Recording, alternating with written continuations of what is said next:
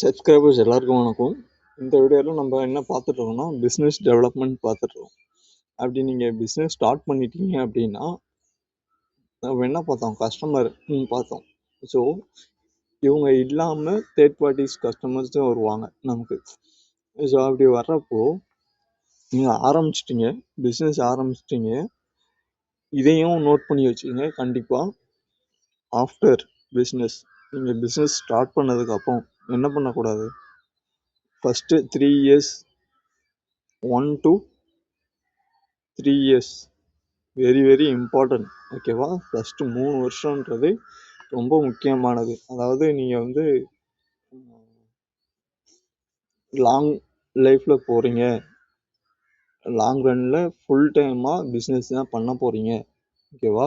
இதுதான் full time income அப்படின்னு நீங்கள் ஸ்டார்ட் பண்ணிட்டீங்க அப்படின்னா மேக்ஸிமம் நீங்கள் உங்களோட ஹை பீக்கை தொடுறதுக்கு, ஃபுல் டெவலப்மெண்ட் க்ரோத் ஆகிறதுக்கு உங்களோட பாதி லைஃப் இதில் போயிடும் ஆக்சுவலாக. ஓகேவா?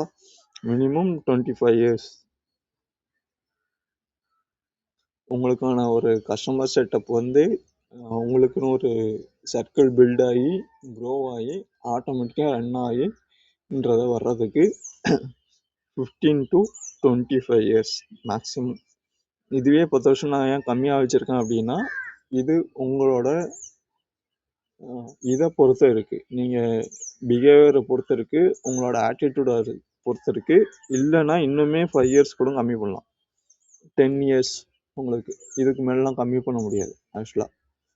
10 இயர்ஸ்க்குள்ளே உங்களால் நல்ல ஒரு டெவலப்மெண்ட்டை பார்க்க முடியும் ஆக்சுவலாக.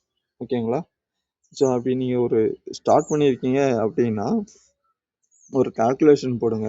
ஜஸ்ட் அந்த கால்குலேஷன் வந்து ஃபஸ்ட்டு 1 to 3 இயர்ஸ் என்ன பண்ணக்கூடாது, அந்த காப்பிரைட் வேர்டு சொன்னேன்ல, இஎம்ஐ, லோன், ஃப்ரீ, அப்புறம் டெப்த்து, கடன். ஓகேவா? இந்த 4 வேர்டையும் எழுதி வச்சுக்கோங்க. இது இருக்கவே இருக்கக்கூடாது ஆக்சுவலாக. ஃபஸ்ட்டு 3 இயர்ஸில்